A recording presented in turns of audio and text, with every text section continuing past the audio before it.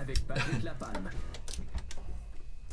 Patrick Lapalme de chez Remax Prestige. Bon matin, Patrick. Bon matin, Sylvain. Comment tu vas? Très bien, toi? Très, très bien. On salue les gens qui nous regardent sur Facebook en direct. Et puis, on va parler ce matin de la différence entre le courtier vendeur et le courtier acheteur. Oui. Effectivement. Sujet méconnu de la part des clients qui veulent acquérir une propriété. Donc, ce qu'il faut résumer ce matin, c'est que le courtier du vendeur, donc celui qui a inscrit la propriété, lui, il a signé un contrat de courtage-vente avec son vendeur. Donc, il se doit de remplir toutes les conditions qui ont été mises au contrat de courtage. Ses obligations, les vérifications et tout ça, d'un bout à l'autre en déontologie, comme on a déjà discuté ultérieurement. Oui. Il faut savoir aussi que ce courtier-là, le courtier du vendeur, a mis des sommes d'argent, en fait de la publicité, a créé un engouement pour que les gens viennent voir sa propriété pour remplir des obligations à son contrat de courtage. Donc, quand un client va téléphoner directement sur l'inscription même, sur la pancarte qu'on appelle dans notre jargon, le courtier va lui poser la question, est-ce que tu t'es déjà représenté, oui ou non, par un client, par un courtier acheteur? Que donc, la réponse peut être oui ou peut être non.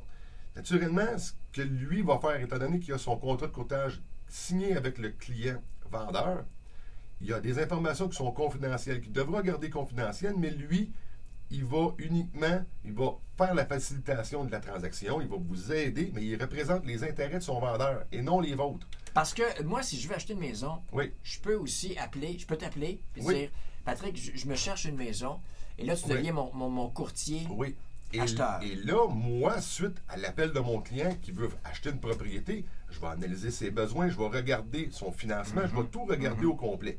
Naturellement, le courtier du vendeur va faire le même travail que moi. Mais la différenciation qu'il faut savoir, c'est que le courtier du vendeur, lui, il va être directement relié avec le client qui va l'avoir appelé. Donc, il a appelé sur la pancarte le client, il va rester avec lui. Et puis là, moi, en tant que courtier l'acheteur, je ne pourrais plus rien faire parce que... Donc, si tu es mon courtier, on a une entente, je me promène, je vois une pancarte, je vois une inscription. La chose à faire, c'est d'appeler mon courtier votre courtier acheteur. Que vous ayez ou non un contrat de courtage achat, ça ne change absolument rien. Vous avez, naturellement, un contrat de courtage acheteur va vraiment sceller la relation entre les deux parties, entre le courtier acheteur et l'acheteur même. Mais lui, il ne faut pas oublier que là, le courtier de l'acheteur va travailler selon vos intérêts. Donc, on a une propriété à vendre à 250 000 un exemple, et puis moi, je suis le courtier de l'acheteur. Bon, ben, je vois que le prix est un petit peu trop élevé. Je vais tenter de la négociation pour mon client qui me dit, moi, j'ai un budget maximum de 240 000, un exemple. On va faire toutes les vérifications d'usage, on va tout faire au complet. Je vais travailler pour mon acheteur. Le courtier du vendeur, lui, travaille pour son vendeur. C'est vraiment la distinction à faire. Et quand vous avez une entente verbale ou un contrat de courtage achat, bien là, en réalité, si vous allez appeler sur la pancarte directement pour avoir de l'information sur la propriété, le courtier du vendeur va vous faire des suivis pour voir si vous avez de l'intérêt, si quand vous désirez visiter, il pourrait ouvrir un litige sur le fait de la rétribution. C'est vraiment là les problématiques qui pourraient embarquer. Si moi j'ai un contrat donc avec toi, tu es mon courtier acheteur, et puis donc tu vas négocier avec le courtier vendeur, est-ce que ça va augmenter la commission? Non, ça ne change absolument rien parce que le vendeur, lui, à l'intérieur de son contrat de courtage, il a déjà décidé combien que le courtier de l'acheteur va être rétribué. Et c'est confidentiel, naturellement. Nous, on le sait, c'est quoi les rétributions parce qu'on les voit apparaître aux fiches. On sait c'est quoi la rémunération qu'on va avoir sur tel type de transaction. Mais le but de la rémunération n'est même pas là. Le but de l'opération, c'est de vendre la propriété et de ne pas tomber dans la clause efficiente de la vente. Et que donc, il faut vraiment s'informer sur tous ces faits-là. Dire oui, j'ai un courtier qui me représente en tant qu'acheteur et le divulguer immédiatement au courtier que vous allez avoir eu un contact. Pour les cas des visites libres, des fois, ça peut arriver qu'on est indisponible, qu'on est parti sur d'autres visites.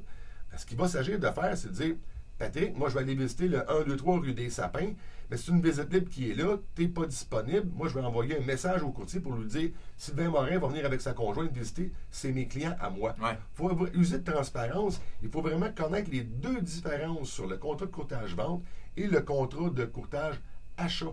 C'est deux choses qui sont complètement différentes, puis les intérêts sont protégés, un du côté du vendeur avec le contrat de courtage-vente, et l'autre côté du point de vue de l'acheteur. Que donc, vous avez des besoins, vous décidez d'acheter une propriété, prenez le temps de rencontrer plusieurs courtiers pour dire, lequel va correspondre le plus à mes besoins, lequel qui a le plus de protection ou de choses qui va vraiment nous aider avec l'expérience.